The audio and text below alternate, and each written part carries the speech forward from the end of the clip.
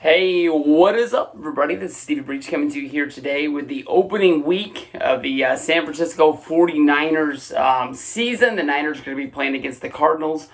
These videos are honestly pretty special to me. I know that I've been known for making wrestling videos for easily the past 10 years, but I don't know how long it's been, but I would say since at least 2011, 2012, we've made 49er videos week in and week out, minus the bye weeks.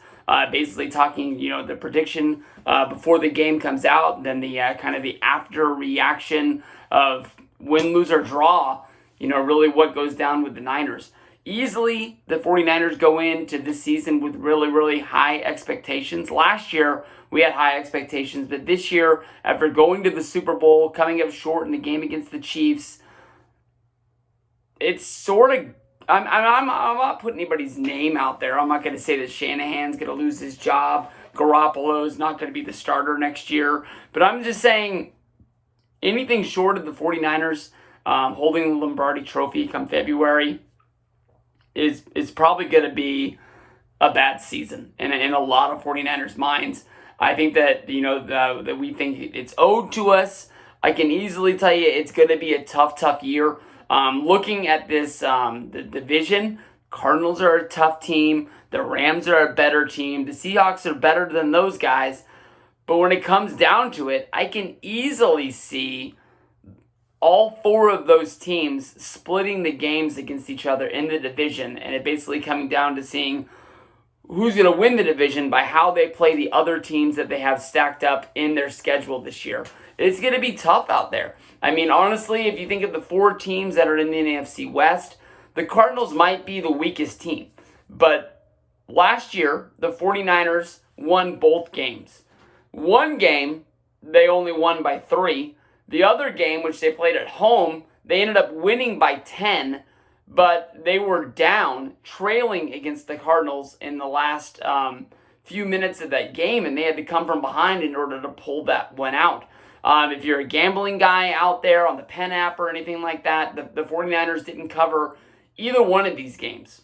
So the Cardinals really are, a sexy pick.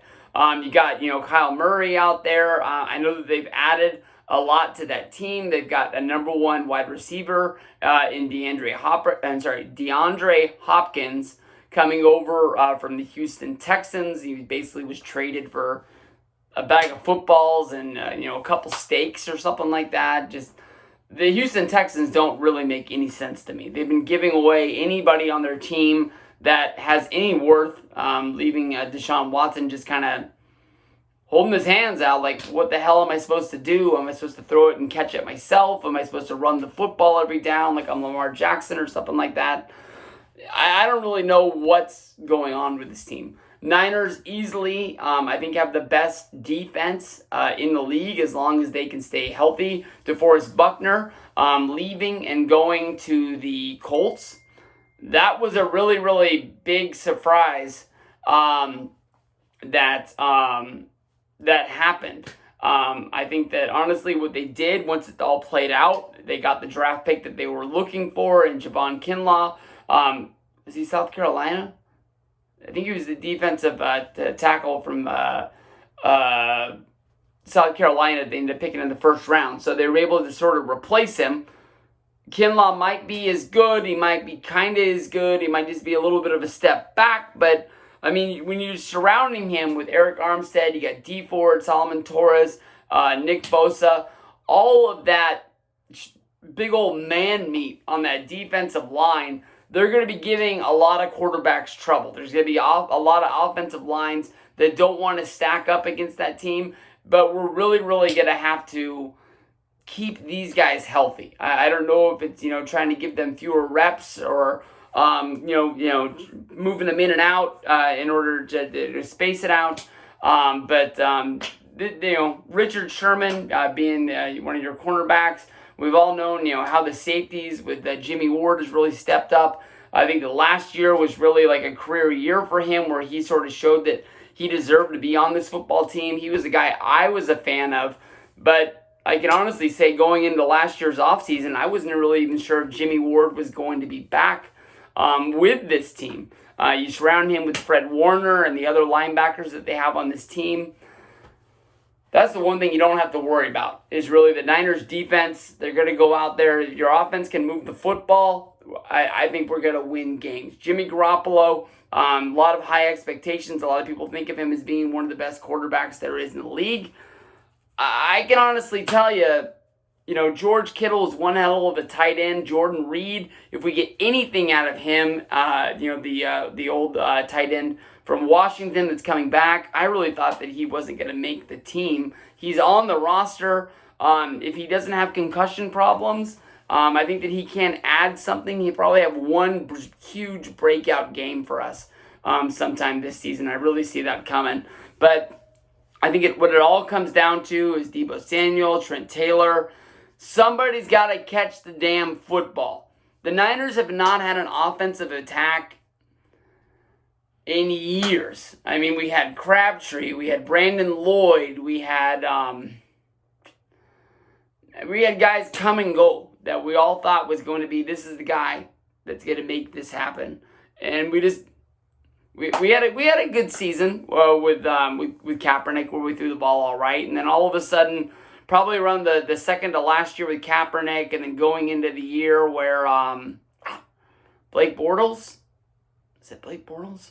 Or the other one, the other guy that came from Jacksonville, came over and was starting games for us that